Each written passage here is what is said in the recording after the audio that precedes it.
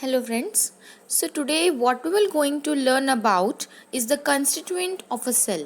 That what are those organelles which are inside the cell performing major functions. So here we start.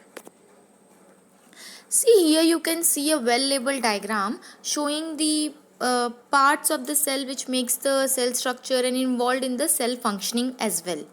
Now here you can see that here is a nucleus. Okay, in this see here is one more diagram. Okay, then the third slide you can have the reference of both the slides for the diagram purpose.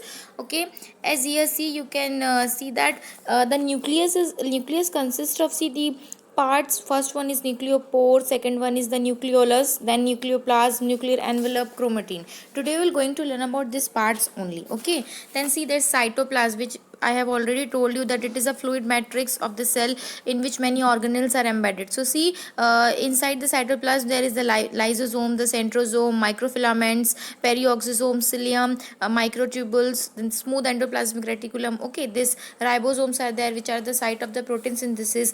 Then see, this is a plasma membrane. Okay, see the plasma membrane is written here, and the Golgi apparatus, vesicles, mitochondria. So these are inside the cytoplasm. Okay, so three principal parts of a cell we have already discussed, which make a cell complete structure.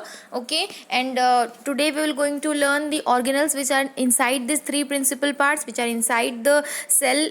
Okay, which helps the cells in their in its functioning. So the first one is the cell boundaries. Okay, so that cell boundaries constitute the cell wall. The cell wall is a rigid coat. Okay, it is a layered structure. It is having intercellular substances, middle lamella, and the primary and the secondary wall. Here with the help of this diagram, see this green color, you can understand what is the cell wall is. Now cell membrane, I have already told you in the first and the second video that it is a membrane. Okay, it is a thin membrane. It is a semi-permeable membrane, selective membrane that surrounds the cell. Okay, it surrounds the cytoplasm of a cell. It functions as the protective covering of a cell. Then the nucleus consists of its membrane. The membrane is having the tiny holes, which is called as the nucleopores.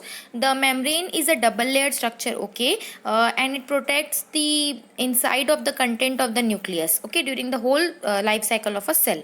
Then nuclear pore, it is a, in the membrane there are tiny holes perforated. Okay, then that tiny holes called the nuclear pore, it regulates the molecules, passage of molecules between the nucleus and the cytoplasm. Okay, the movement of the molecules between nucleus and cytoplasm, which permits only some of the material which it wanted to be a pass, but not the others through the membrane. Okay, means it will permit only those material which it wanted to pass. Then nucleoplasm, it is a semi-fluid matrix. Like cytoplasm is a fluid matrix of a cell, this nucleoplasm is a semi-fluid matrix of the nucleus. Okay, then chromatin network, then this chromatin network contains the genetic material, which is the DNA of the nucleus of the cell, which can be transferred from one generation to another. Okay, and the protein and the DNA make the chromatin. So these chromosomes consisting of the chromatin are present inside the nucleus. Then the fourth part of the nucleus, the fourth thing which the nucleus constitute is the nucleolus. This nucleolus is the membrane less organelle, okay, within the nucleus that manufactures ribosomes. That what are those ribosomes? Which helps in the process of protein synthesis. So these ribosomes are the protein producing structures. Okay, this is the anatomy of a nucleus, the four parts of the nucleus which we just have understood. Now you can see here, see, this is the nuclear envelope, the first one. Then here is the chromatin network where the DNA genetic material is present. Okay, which can be transferred from one generation to another. Then in the center, which is the center house of the cell, called as what? Nucleus. Then that nucleus which you are seeing, then its center of that nucleus you can see this nucleolus. Okay, then see at last here you can see the nuclear pore. Okay, then there's ribosome structure for the protein synthesis. Then this endoplasmic reticulum. Okay, the membrane structure which helps in the process of the formation and transforming of the proteins and the lipids, which are the biomolecules. Then here we can see the cytoplasm. The cytoplasm is the fluid matrix of a cell. All the organelles are embedded here. See the see the cell membrane already we have discussed. Then the nucleus part we have discussed. Now we will discuss about the cytoplasm. Now this cytoplasm is having the many organelles. Okay. Then many organelles are like mitochondria, Golgi complex, endoplasmic reticulum. Okay, vacuoles, lysosome. These are the organelles where the organelles which are embedded in the fluid matrix of the cell, which is cytoplasm. Now the cytoplasm, okay, see, as I have told you earlier that inside the cell there is cytoplasm where all the organelles, the structures, okay, cellular structures, mitochondria, all are embedded. So at what is the place where they all are embedded in the this cytoplasm is the cytosol. That is the aqueous component of a cytoplasm, okay, within which the various organelles and the particles are suspended particularly. Then organelles, so what are these organelles which are inside the cytosol? Okay, the organelles which we are going to learn now are, first one is the endoplasmic reticulum. So this is the endoplasmic reticulum membrane bounded structure, which is ultrastructural skeletal framework of the cytoplasmic matrix, and it provides the mechanical support to it. It provides mechanical support. It acts as the circulatory system. It circulates the various substances, okay, into it and outside the cell by the membrane flow mechanism. Okay, it acts as storage organ. For example, it synthesis lipids, glycogen, cholesterol, glycerides and hormones, etc. What it used to do is that in before slide also I have explained you in the earlier slide that it helps in the transmission and the synthesis of the proteins, lipids, the biomolecules. Okay. Then here you can see this is the ribosomes. Okay, the ribosomes are having the two subunit, the large subunit and the small subunit. This you can see that blue one is the instructions to make a protein, okay, written on a mRNA molecules in the nucleus. Its diameter is 10 nanometer. Now many minute spherical structures known as ribosomes, they remains attached to the membrane of the endoplasmic reticulum, okay. Where it is found is at the membrane of the endoplasmic reticulum, they are attached and they forms the granules or the rough type of endoplasmic reticulum, okay.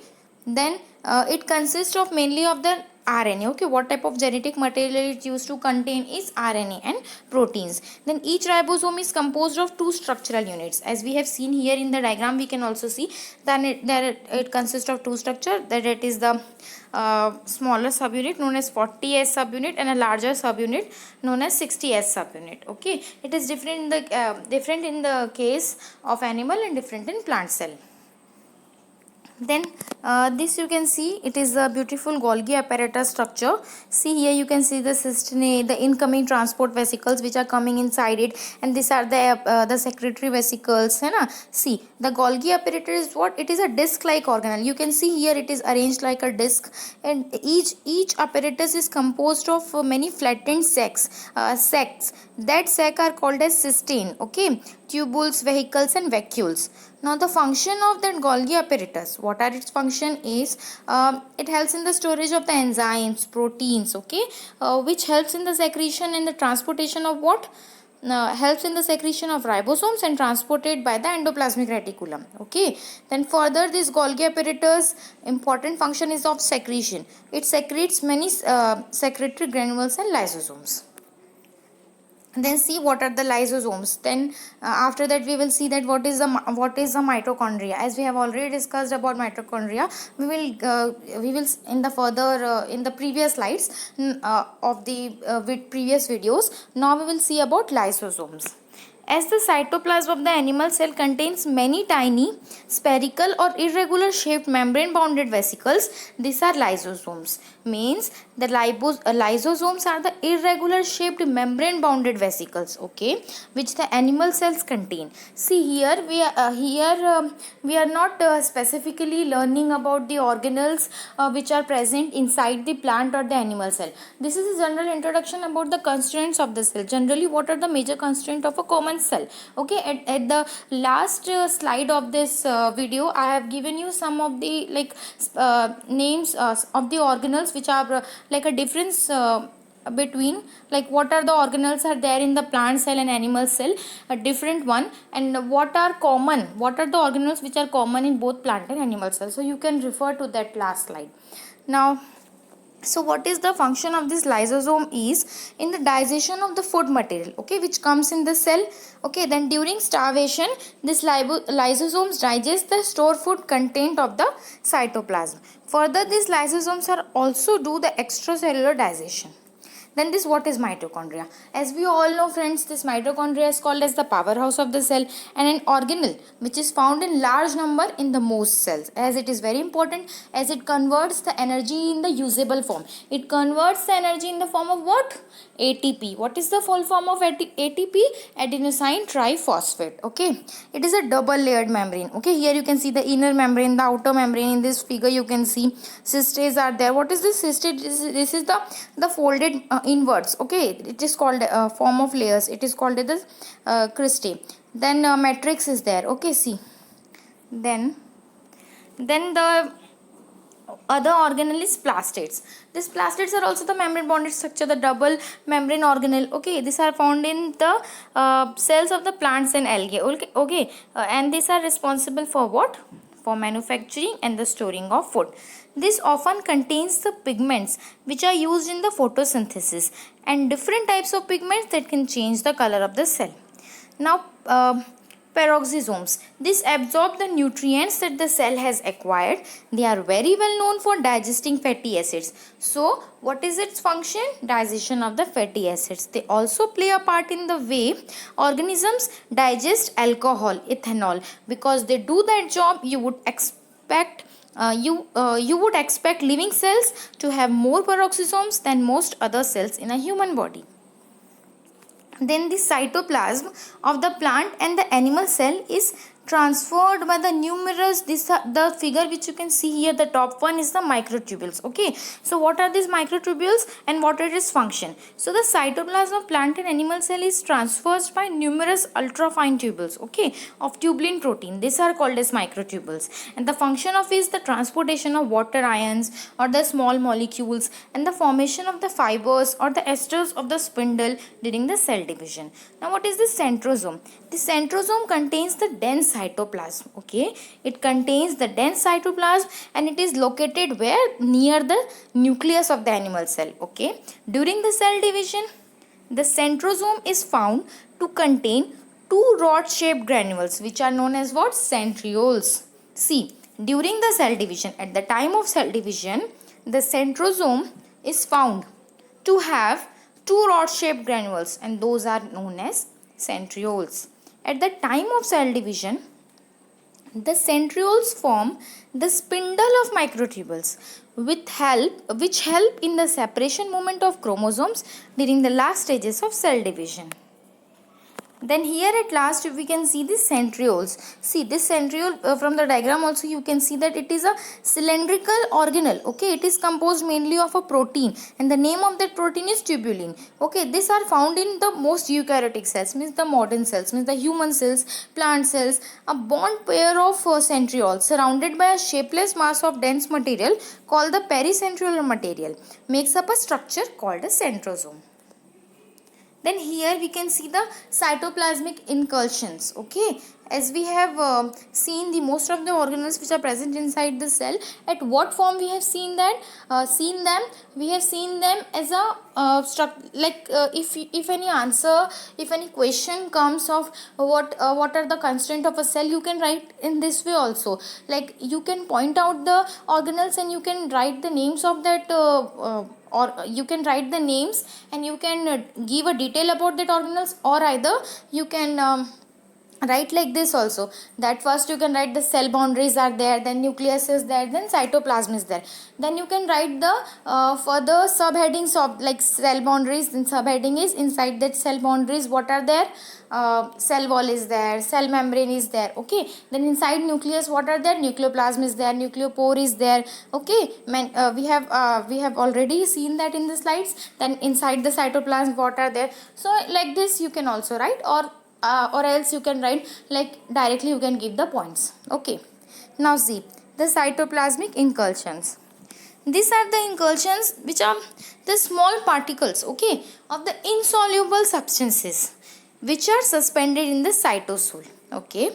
It is a huge range of incursions which exist in the different cell types, okay, and range from crystals of calcium oxalate or silicon dioxide in plants to granules of energy storage materials such as starch and glycogen, okay. The widespread examples are the lipid droplets, okay. So lipid droplets are make up uh, it's make up the such a volume of the adipocytes that which are specialized lipid storage cells, okay, but they are also found in a range of other cell types. Then see friends, I have told you this earlier that I have one slide in this video in which I have given you like specific organelles which are there in plants and animal cells and the organelles which are there in both. So see, the plant cell is having the cell wall, animal cell is not having any cell wall. Plant cell is having a large vacuole, okay, storage part, and the animal cell is having small or no vacuole. Then chloroplast is there in plant. As what is the function of this chloroplast, we have just now we have in one of the slides in this video we have studied that what is the plastid, है ना. The plastid, one of the type of the plastid is chloroplast only. So this chloroplast helps in the synthesis of what? It is having a green pigment known as chlorophyll. So which what is the function of this chlorophyll? What it makes? It makes prepare the food, okay, for plants in the process of that process is called as photosynthesis, okay. It's from energy, oxygen. Then animal cell is no any chloroplast is there because animals are sufficient enough to make their own food. Then this plants are the flagella only in there, it is having flagella but only in gametes, but animals are having flagella. Animal cells are having flagella. Then the organelles which are present in both plant cell and animal cell are mitochondria, Golgi apparatus, rough and smooth endoplasmic reticulum, nucleus is there, cytoplasm is there, and ribosomes are there, okay. So thank you friends, only this for this topic, constituents of the cell. Stay tuned, we will meet for the next video. Bye.